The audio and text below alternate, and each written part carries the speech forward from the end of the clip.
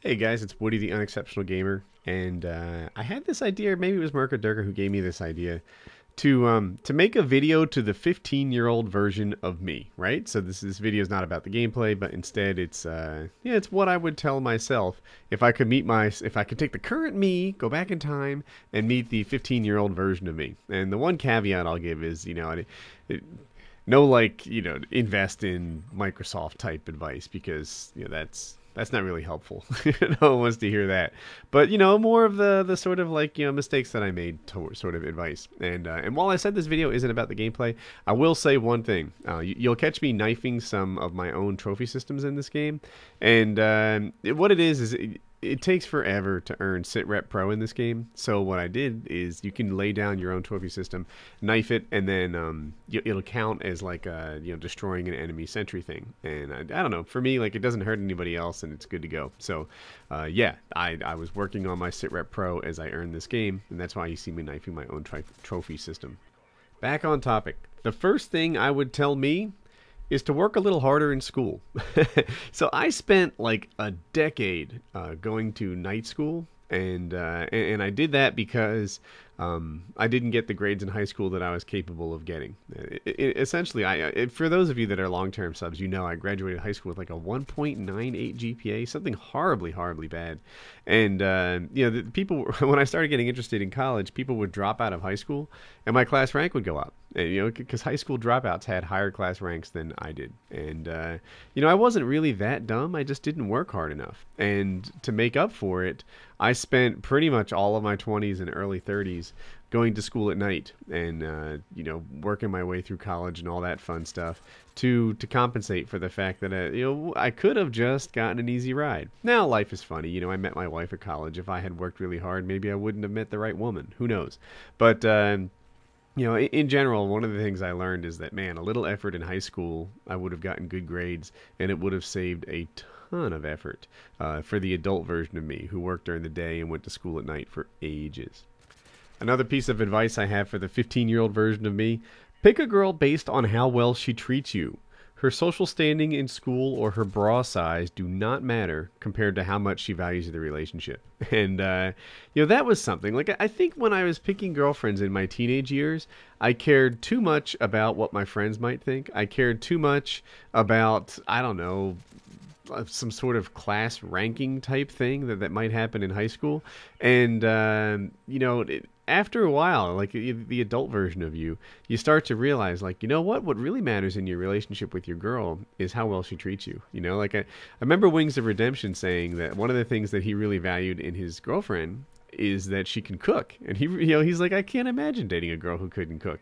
And, it's funny, you don't even think about that. But to me, that notion that she can cook was kind of a, I don't know, a parallel to the entire rest of their relationship, right? It wasn't just about the food that she delivered. It was about the effort that she put into the food. It was about, what life is like with this girl. It's about the rest of the package that you have as a couple compared to solely, the food on the table. Well, maybe the food on the table was part of it, but I just take this and the food that she serves is just a metaphor for everything else that she does for you. All these acts of service that you get from her that aren't just food related. So yeah, it's when you pick a girl, 15-year-old Woody, make it more about how life is, how your time is going to be when you spend it with her, than about the size of her boobs. Another thing that I would tell the 15-year-old version of me is to play a sport sooner. It turns out that being in shape and being on a team makes girls like you, and it makes high school fun. Yeah, so the adult world is kind of set up in that people like people who are cool to each other.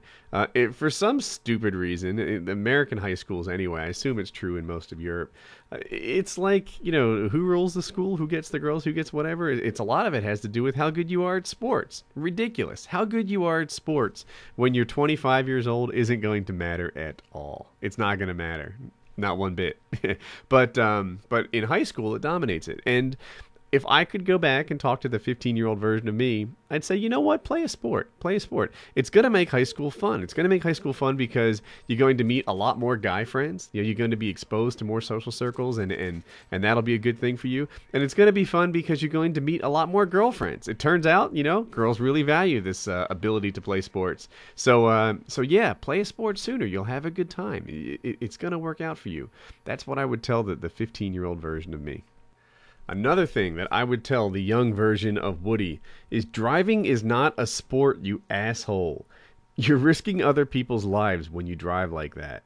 Don't you know right from wrong? And that, yeah, when I was 17 in New Jersey, but when I was a teenager, I used to drive like an idiot. I would, man, I on my motorcycle anyway, I would try to double the speed limit. That was generally my goal. So if the speed limit was 35, I'd want to be going 70. If it was 55, I should be going 110.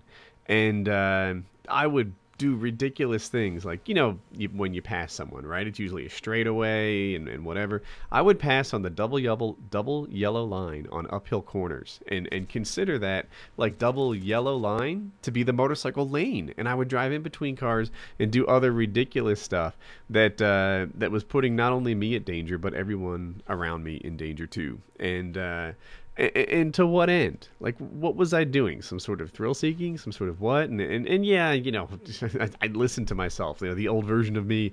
Do I sound dead inside? No, actually not. You know, this is just a right from wrong issue, man. You know, you don't have any right to put other people in the kind of danger that I did with my ridiculous driving in my teenage years. So, yeah, not only am I lucky to be alive, but I'm lucky I didn't kill anyone. And that's one of the things I would tell the young version of me. Another thing that the young version of me might need to know is to open my eyes for opportunities. So I was raised by an accountant, right? That's my deal. And I would say that in the career counseling that he gave me, he was kind of closed-minded with regards to how you can earn a living, right? It was, you know, you need to be an accountant, you need to be an engineer, you need to be a doctor, you need to be an attorney, those sort of workforce degrees. White-collar, in the office, workforce degrees were the only options that were even considered in my house. And while those are all really viable options, and they're pretty certain paths to create a comfortable life for yourself, they're not the only choices, right? There are other things out there that you can do for a living. You know, if your passion is skiing, then it might be a long shot that you're going to be a professional skier. That's just the deal. You know, you're going to have to cope with that. If your passion is snowboarding or whatever, then that same thing exists. However, there are other jobs in the field that line up with your passion that might work for you.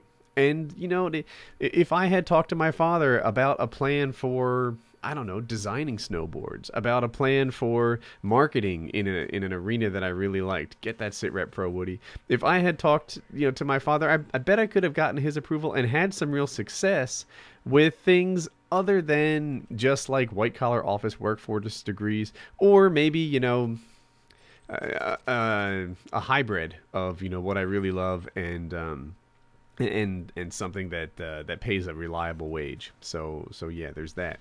The new version of me is a little more willing to take a risk, is a little more willing to to go out and do something like this YouTube business, and you know, even though it's a bit of a chance, look, he's in the Wings of Redemption spot. Try and win, Woody. Even though it's a bit of a chance, it's a happier life, and it's something that's worth trying. So yeah, open your eyes to other chances. The last piece of advice I'm going to give the 15-year-old version of me, and this is a good one for me, is to close your mouth, right? You know, there is always an opportunity to shut up. And I think I rarely took those opportunities as a teenager. I always had a smart comment. I always had something, you know, an attempt to be funny. I would always break every silence with something that, that I felt just had to be said. And the adult version of me recognizes that, you know what?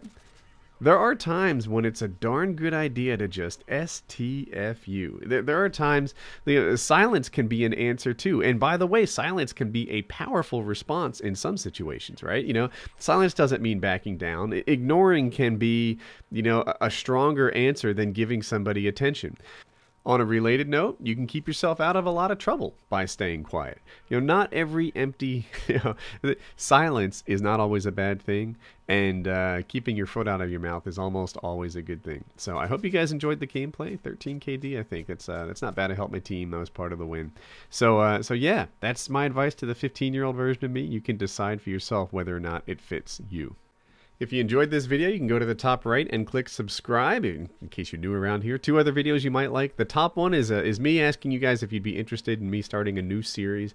I don't know, throw it out there, get your feedback, let me know what you think. The bottom one is information about the recent Modern Warfare 3 weapon rebalancing. So it's kind of a big deal, and I show you guys the difference between the weapons, what's new, what's old, things like that. Surprise video on the right, links in the description. I'm almost at 100,000 Twitter followers and 75,000 Facebook followers. So if that sort of thing interests you, you can find the links in the description and help me reach my goals. It'd be a really big deal. So have a good day, and until the next video.